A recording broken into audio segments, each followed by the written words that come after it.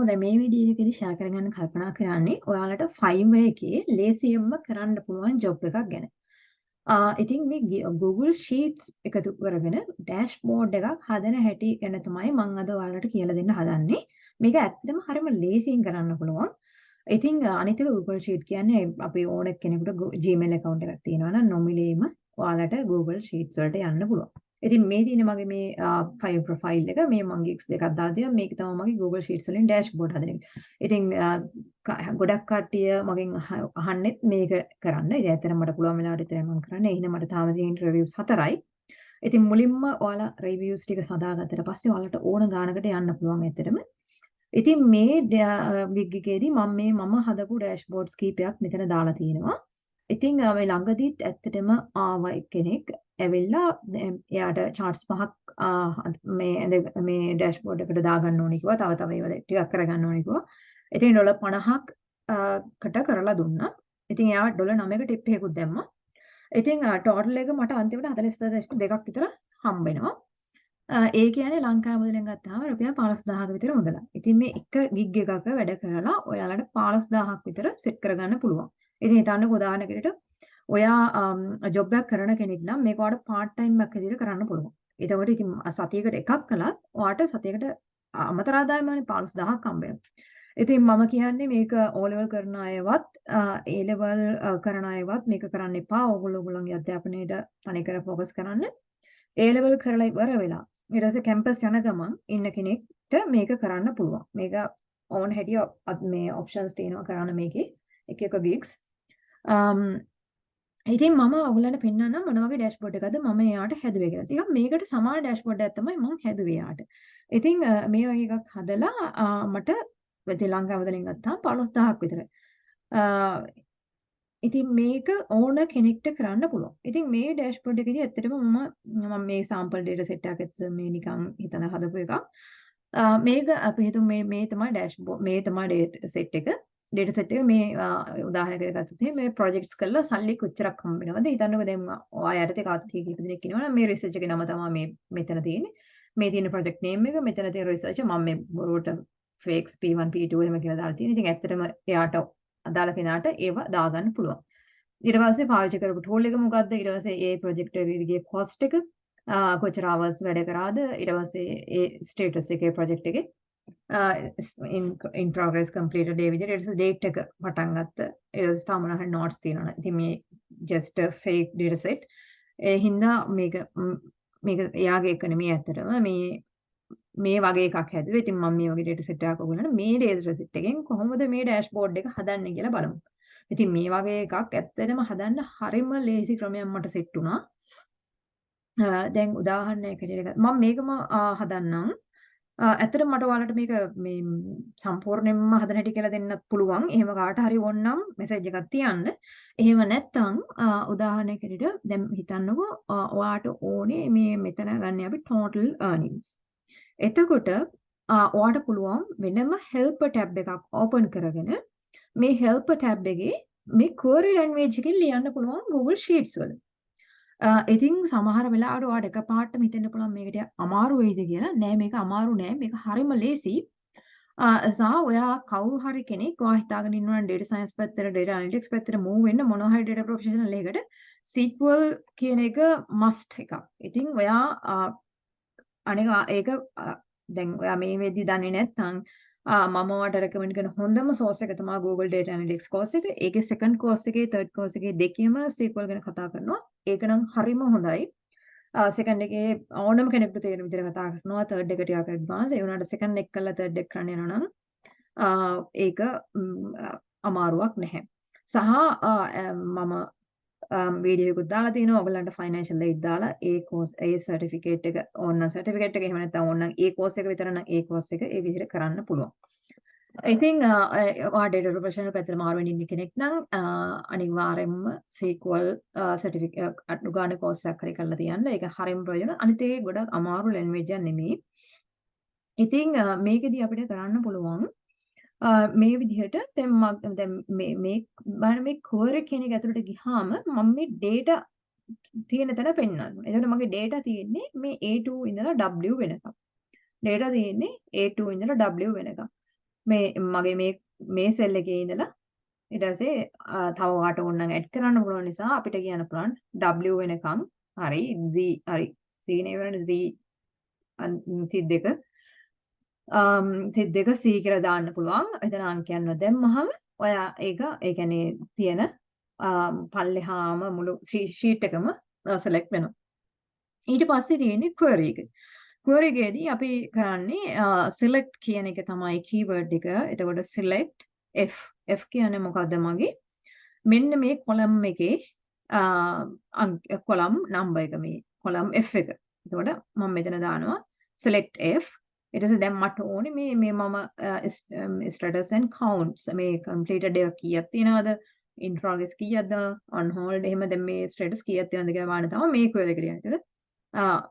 ඉස්සලාම F column එක ගන්න ඊට පස්සේ මේ ඒවා count කරන්න count F කොහොමද A is where A is not null ඒ කියන්නේ දැන් මගේ මේ data set එකේ තව පල්ලෙහාට දැන් මම select කරනකොට මේ සම්පූර්ණ column එක select කරනවා මම මේ data set එක හැටියට මේ select කරාද A2 ඉඳලා W ට එතකොට මම මේ මුළු sheet එකම select කළා හැබැයි මගේ මේවා empty එහෙම වුණාම දැන් උදාහරණයකට ගත්තාම මගේ මේ where A is not null කියන කැලල අයින් කරොත් මම ඔයාලා බලන්න මෙතන මට එනවා මේ empty cell එකක්. මොකද මගේ මේ F column එකේ මේ data set එකෙන් පල්ලෙහාට මෙතනින් පල්ලෙහාට තියෙන්නේ empty columns. එතකොට ඒකයි මට මෙතන empty column එකක් එන්නේ.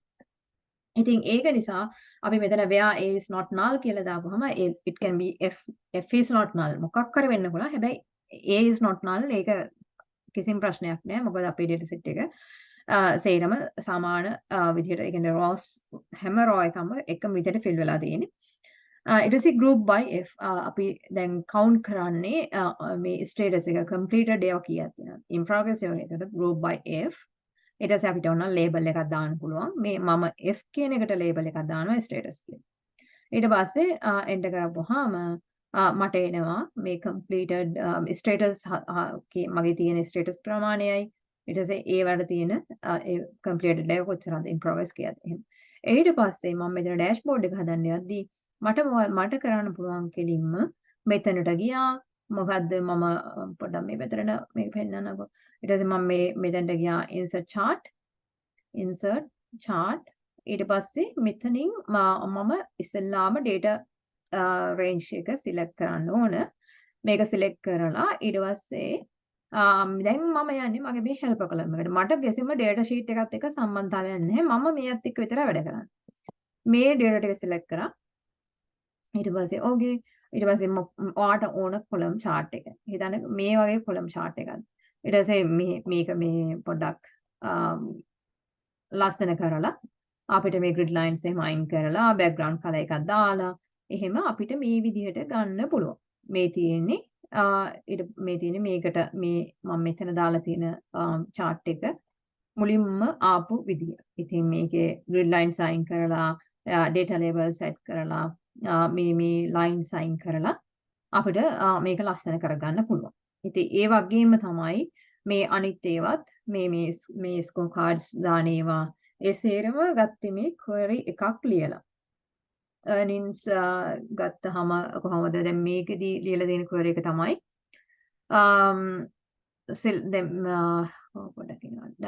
මෙතන තියෙන data ටික select කරලා ඊට පස්සේ select sum D කියන්නේ මගේ cost එක. එතකොට මට ඕනේ sum of මේ cost එක. එතකොට cost එක තියෙනවා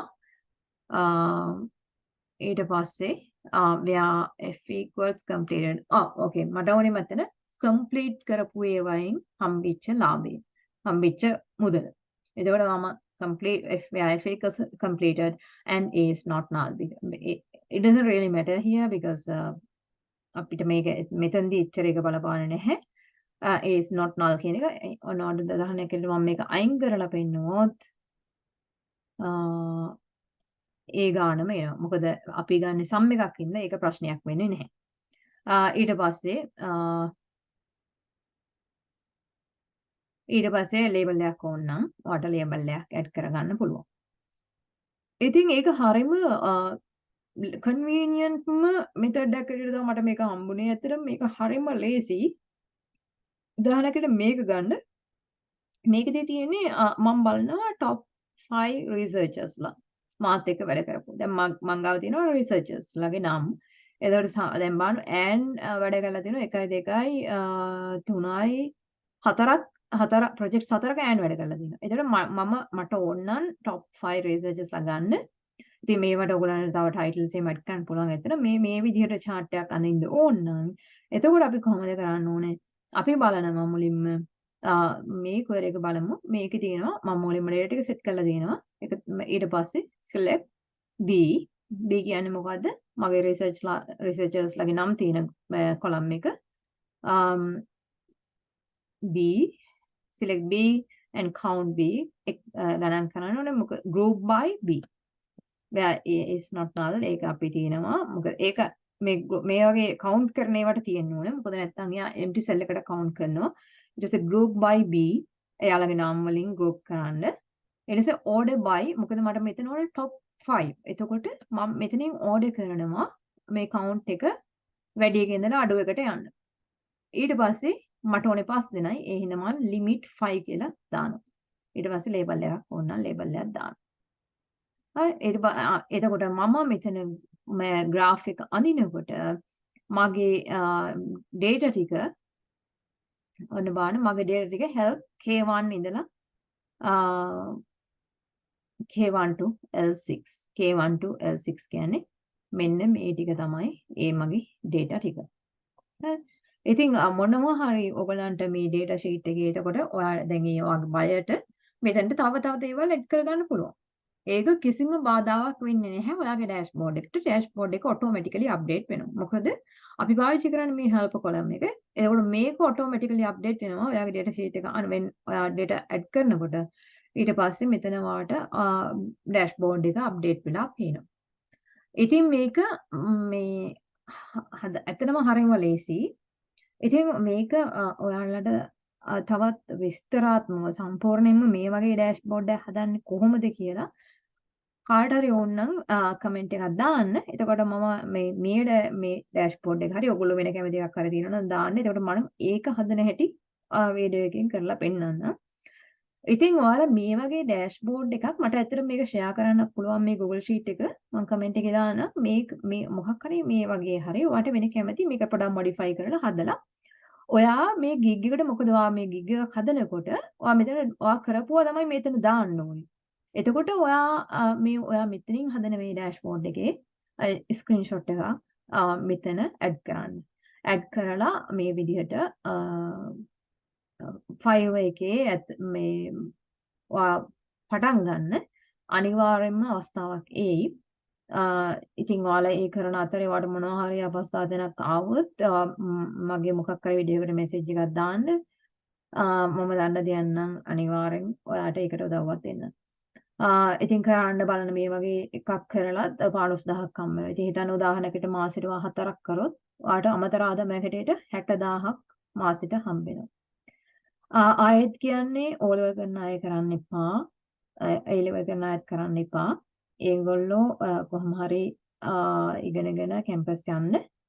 ඒක තමයි ඉස්සරහට යන්න තියෙන හොඳම විදිහ. ඉතින් ඔයාලට වෙන දක්ෂතා තියෙන අයත් ඉන්න පුළුවන්. ඉතින් ඒ අතරින් ඒව තුලින් ඉස්සරහට යන්නත් පුළුවන්. මොකද මේ සල්ලි හොයන මාර්ගවලට යොමු වෙන්න ගත්තොත් ඔයාලගේ අධ්‍යාපනයේට යොමු වෙන කාලය අඩු වෙන නිසා ඔයාලා A level ඉවර වෙලා කැම්පස් යනකම් හරි කැම්පස් ගියාන් පස්සේ එහෙම මේක කරන්න. සහ වැඩ කරන අයට අමතර ආදායම විශේෂයෙන්ම ටීචර් කෙනෙක් වගේ කෙනෙක් නම් දෙකට ඉස්කෝලේ කරලා එනවා. ඇවිල්ලා ඉතින් විවේකයක් ඇති සමහර අයට හවස. ඉතින් එතකොට ඔයාට අමතර ආදායමකට මේක කරන්න පුළුවන්. අනිත් එක තමයි ඔයාට බැරි වෙලාවට ඔයා කරන්න නැති වෙලාවට ඔයා බිසි වෙලාවට ඔයාට මේකේ ජොබ්ස් ඇක්සෙප්ට් කරන්න නැතුව ඉන්න පුළුවන්. ඉතින් try කරලා බලන්න. කොහොම හරි